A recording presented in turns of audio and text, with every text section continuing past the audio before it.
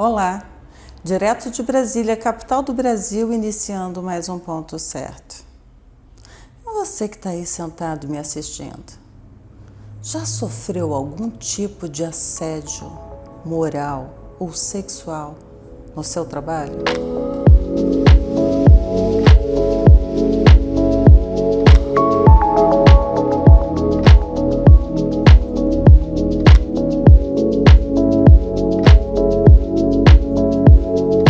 A nossa convidada de hoje é doutora em Direito e é a presidente da Mulher Advogada na seção do Distrito Federal da Ordem dos Advogados do Brasil, doutora Nildete Santana. Seja bem-vinda ao Ponto Certo. Obrigada, Érica. É um prazer estar aqui com você e com todos os seus ouvintes e com todas as pessoas que estão nos assistindo. Pois é, e vamos falar desse tema, né? Um tema assim pesado. Porque o ambiente de trabalho, eu adoro trabalhar, já trabalhei com você e sei que você também gosta muito de trabalhar, se dedicar, né, à profissão. É para ser uma coisa assim suave, né? Onde a gente pode colocar todas as nossas habilidades da melhor forma possível. E ter que passar por uma situação de perseguição ou uma situação constrangedora no ambiente de trabalho é muito desagradável. Não é, doutora? Me fala aí. Então, Érica, na verdade é uma crueldade, né? Uma crueldade que se faz com o trabalhador ou com a trabalhadora, o assédio no ambiente de trabalho. E o assédio no ambiente de trabalho é muito prejudicial, tanto para o trabalhador, a trabalhadora que sofre o assédio, a vítima, quanto para o empregador, porque isso pode gerar um prejuízo enorme para o empregador, porque o empregado assediado, a empregada assediada, ela não consegue produzir de forma satisfatória e também isso pode criar uma imagem negativa para a empresa. Então é preciso tomar cuidado com o assédio. Pois é, mas o assédio ele não ocorre só nas empresas privadas. Ele também ocorre, e aqui em Brasília a gente tem que falar sobre isso, porque nós temos aqui tanto o governo federal quanto o governo local. E dentro do serviço público também ocorre esse assédio, que nós vamos adentrar um pouco mais aqui e chegar até o momento especial que é a reformulação de uma nova lei, né, nesse sentido. Mas eu gostaria, você está fazendo um trabalho fantástico dentro da Ordem dos Advogados do Brasil, de defesa e principalmente questões de assédio em cima das mulheres e das mulheres advogadas. Fala um pouco desse seu trabalho. Olha, Érica, é super importante esse assunto que você traz à tona, porque nós temos pesquisas que foram feitas aqui na América do Sul, onde mostram que 60% das mulheres que atuam na área jurídica já foram assediadas moralmente e 30% sexualmente. Os homens foram assediados 30% moralmente e apenas 10% sexualmente. Então mostra que o assédio moral e sexual também está presente nas carreiras jurídicas como um todo. E isso traz um mal para a sociedade. É preciso combater o assédio na sua raiz. Então, nós temos agora, o Brasil precisa ratificar a Convenção 190 da OIT, que é a Organização Internacional do Trabalho, que é uma convenção que foi discutida por diversos países, né, e que foi aprovada e que ainda não foi ratificada no Brasil. Embora o governo tenha sinalizado que vai ratificar, essa ratificação ainda não ocorreu. Por que é importante ratificar essa norma? Porque ela amplia o conceito de assédio moral e amplia o conceito de ambiente de trabalho. Porque sabe quando você vai para uma festinha de trabalho e aí alguém te assedia na festa do trabalho e aí diz, mas não estava na empresa. Então não é assédio? Agora essa norma vem ampliando esse conceito de ambiente de trabalho para dizer que sim, que um assédio numa festa da empresa, numa festa de trabalho, é também assédio e pode ser combatido e deve ser combatido. Então isso traz mais segurança para o trabalhador e para a trabalhadora. E você sabe, Nildete, que é muito importante falar dessa questão, porque tem várias empresas que fazem a promoção, né, do seu próprio ou produto, ou até mesmo da sua empiria com a qual ali está trabalhando, através de convenções, através de seminários, de festas, de feiras. E isso tudo faz parte do trabalho. Eu não estou falando só daquelas festas que às vezes é comemorativa, que também é um momento de trabalho, é um momento de conciliação dentro do trabalho, né? Onde as pessoas estão ali para poderem se congregar, poderem estreitar melhor as suas relações. Agora, tem uma coisa que acontece aqui muito, é que essa dificuldade da pessoa identificar como ela está sendo assediada. Vamos falar aqui de alguns pontos? Olha, essa dificuldade é uma dificuldade natural. Por que é natural? O empregador tem o poder diretivo sobre o trabalhador. Então ele vai dizer como ele vai trabalhar, quando, onde, como, né? Mas esse poder diretivo ele não pode ser exacerbado, né? Quando ele ultrapassa o poder diretivo dele, ele está assediando. Então ele pode dizer para o trabalhador que o trabalho não está bom, que precisa ser refeito? Pode, mas ele não pode invadir a intimidade e a moral do trabalhador, dizendo que ele é incompetente, que ele é incapaz, que ele não consegue fazer, porque isso atinge a dignidade da pessoa humana. Então, quando ele faz isso, quando ele começa a perseguir o trabalhador, dizendo que o trabalhador não consegue, que ele é incompetente, se o trabalhador não serve para aquela função, ele pode ser demitido. Não precisa perseguir o trabalhador. Então, nem perseguir no âmbito do trabalho em si, trazendo para as questões voltadas para o ambiente de trabalho e muito menos para a questão sexual, né? Então, o ambiente de trabalho é um ambiente sério, é um ambiente que tem uma direção específica, que é voltada para a produção de conteúdo, para realizar o trabalho. Não é um ambiente onde se possa tratar de questões íntimas. Então, quando passa a se fazer isso, você invadiu o ambiente do empregado. E aí, quando você ultrapassa essa linha, você está efetivamente praticando assédio. É muito legal falar sobre isso, porque é uma dificuldade que a gente, enquanto advogada, tem de comprovar esse tipo de ação no Poder Judiciário, muitas vezes a ausência de prova. Então, o que orienta os meus clientes? Juntem provas. Às vezes você recebe um bilhete, um e-mail, um nudes do chefe. Guarda isso, porque isso vai ser a prova que você vai ter para demonstrar que houve assédio moral e ou assédio sexual, né? E muitas vezes a pessoa se livra daquilo. Diz, eu não quero mais ver isso, e joga fora. Depois, quando você diz, agora eu resolvi denunciar, você não tem provas. E é importante que você junte essas provas, reúna essas provas, porque a palavra da vítima e a palavra do assediador pode ficar o dito pelo não dito, entendeu, Érica? Essa questão da prova é muito importante, essa documentação. Às vezes um e-mail, né?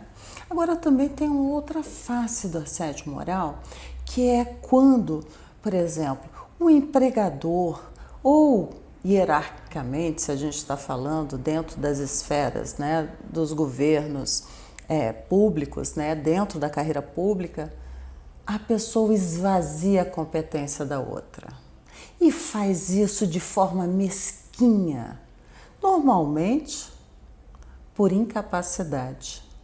Se confronta com alguém que é muito capaz e ali tenta esvaziar as competências numa forma de perseguição. Como é que também pode agir essa pessoa guardando as provas para futuramente poder ingressar judicialmente contra esse tipo de ação? Infelizmente, esse tipo de atitude não é incomum.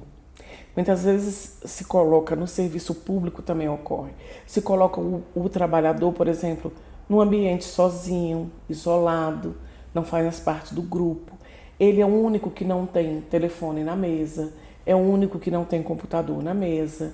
Então, pede para ele realizar um trabalho que ele demoraria 2 horas para fazer, pede para que ele faça em 10 minutos, e aí ele não vai dar conta de fazer. E aí pode ocorrer também, desse exemplo que você deu, de esvaziando o trabalho. Antes você realizava funções X. Nessa função você realizava que tipo de atividades? Atividade A, B, C e D. Então essa atividade passa a ser transformada, na verdade direcionada para outro colega. A atividade A agora vai ser feita por Maria, atividade B vai ser feita por João, a C vai ser feita por Pedro. E aí você fica sem atividade. Essa é uma forma cruel de assediar um trabalhador, uma trabalhadora. Porque a pessoa começa a se sentir incapaz. A pessoa começa a se sentir rejeitada. E essa crueldade do dia a dia pode trazer, Érica, muitos males, inclusive psicológicos, de que a pessoa chega a ser necessário que ela se afaste do trabalho. E olhe como é uma cadeia de danos, né? Então tem o dano psicológico, às vezes moral para o trabalhador, pode ter um dano para a empresa e tem um dano para a sociedade. Porque quem vai pagar esse afastamento do trabalhador é a sociedade, através do INSS. Ele vai ficar um tempo em casa, afastado do trabalho, ou às vezes até vai ter que ter uma aposentadoria. Ou entrar, né? Já que a gente está falando do dano, cabe uma indenização. E essa indenização pode sair tanto do bolso do empregador quanto dos cofres públicos, né? Perfeito, Érica. Cabe sim. Cabe, nesses casos de trabalhador, você pode, de seletista, você pode buscar o seu direito na Justiça do Trabalho. No caso, servidor público, na Justiça Federal. E você pode também, junto, pedir uma indenização por danos morais. E se você tiver como comprovar que você, por exemplo, pagou um psicólogo, comprou remédio, você tem também aí um dano material. Então você pode pedir isso sim, pleitear esse dano, né, que seja pago porque você sofreu em juízo. E tem tido sim condenações, várias condenações. Então é importante você reunir provas e você demonstrar que houve. Olha, antes eu fazia determinada atividade, foram tirando, até que eu fiquei indo do trabalho para nada fazer. Eu, dentro do exercício da advocacia, já ganhei várias condenações, sabe? De indenização por assédio moral. Empresas aqui em Brasília, algumas que tinham aí o hábito de... Tinha até uma história de um sofá preto, de colocar a pessoa lá, sabe? Tirando as competências dela e dizer que ela estava nesse sofá preto. Tem órgãos aqui federais também, né? Que também já ganhei indenização por conta disso, atendente de empresa de farmácia, por conta do gênero. Então é muito importante a gente falar que é punível sim e que pode sim ter um ressarcimento. Obviamente que não vamos conseguir restabelecer aquela intimidade que ficou ferida da pessoa, mas a gente pode sim punir com a mão forte, dinheirinho no bolso. E no caso do serviço público, ainda fica mal a posição do gestor que comete esse tipo de situação, né? A máscara dele cai dentro do serviço público. Olha, Érica, a gente precisa pontuar o seguinte: a sociedade não aceita mais esse tipo de prática. Então, muitas vezes a vítima ela tem receio, ela tem medo de denunciar, ela fica insegura, mas quando a denúncia surge, várias outras pessoas, especialmente as mulheres, tomam coragem de fazer essa denúncia. E nós temos casos que ocorreram aqui em Brasília, dos gestores serem afastados, os gestores vão responder criminalmente, porque o Brasil tipificou. Então, assédio sexual é crime. Assédio moral não, mas assédio sexual é crime. E ele pode ser afastado, ele pode pagar uma indenização pessoal e a empresa pública ou o serviço público também pode ser responsabilizado se tiver contribuído com essa ação. Outro mecanismo que nós também temos, Érica, que tem sido muito eficaz é o Ministério Público do Trabalho. O trabalhador pode fazer uma denúncia, inclusive de forma anônima, no Ministério Público do Trabalho. O Ministério Público do Trabalho instaura uma espécie de inquérito, uma apuração, e se ele conseguir levantar todos os elementos, ele pode, inclusive, fazer uma ação civil pública contra a empresa, para que a empresa faça esse ressarcimento, não só para o trabalhador, mas para a sociedade. Então, o Ministério Público tem aplicado multas altíssimas para as empresas que compactuam com esse tipo de prática, com o assédio moral e ou o assédio sexual. É importante dizer isso, porque isso estimula o trabalhador a denunciar. E é importante que tenha denúncia, porque quanto mais denúncia, a gente tem mais números. E aí os próprios governos e os estados podem trabalhar esses números para efetivação de políticas públicas. E tem que ser encerrado. Tem que acabar com esse tipo de comportamento.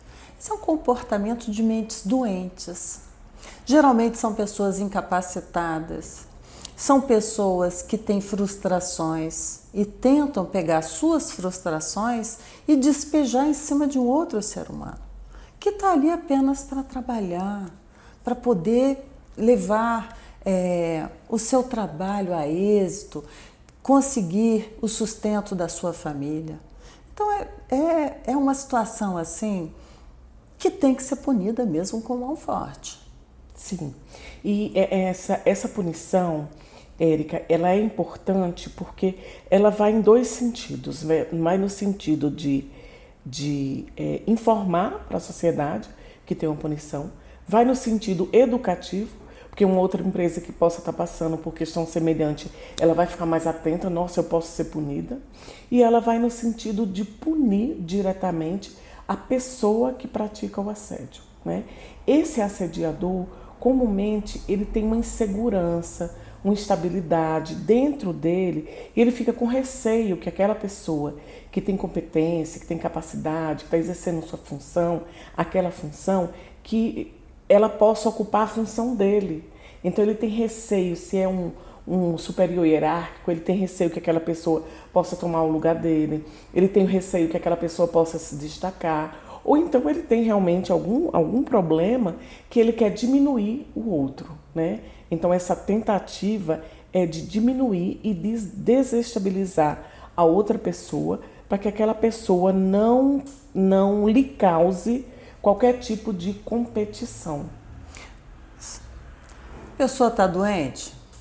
Vai procurar um analista. Vai se tratar. Vai se tratar. Não vai querer acabar com a vida das outras pessoas, né? Verdade. Se incomodar com o brilho próprio do outro, com a inteligência, a capacidade. Se capacita. Faz o contrário. Mostra que também tem competência, não é mesmo? Agora, Nildete, me fala um pouco aqui do trabalho que você faz dentro da OAB e deixando claro para quem nos assiste, porque primeiro dizer que a Ordem dos Advogados do Brasil, ela é uma sociedade civil em prol da sociedade. É muito importante, porque às vezes eu estou aqui conversando com você e alguém nos assiste e fala, mas é só para as advogadas, e não é, né? Eu gostaria que você deixasse claro aqui a importância que a Ordem dos Advogados tem dentro do Brasil e cada uma desses setores lá dentro, cada setor, você preside lá a Comissão dos Direitos da Mulher. Fala um pouco disso para as mulheres que nos assistem e que estão no Brasil e que precisam de uma orientação, saber que também pode procurar dentro da Ordem dos Advogados. Muito legal trazer isso, Érica. Eu costumo dizer o seguinte, a OAB é a única instituição que tem assegurado na Constituição Federal essa defesa da sociedade. Então, nós fizemos, em 2021, uma cartilha, fizemos uma campanha contra o assédio moral e sexual no ambiente de trabalho. Essa campanha não atinge somente advogadas, atinge toda a sociedade. Então, nós fizemos uma cartilha em português, espanhol, inglês.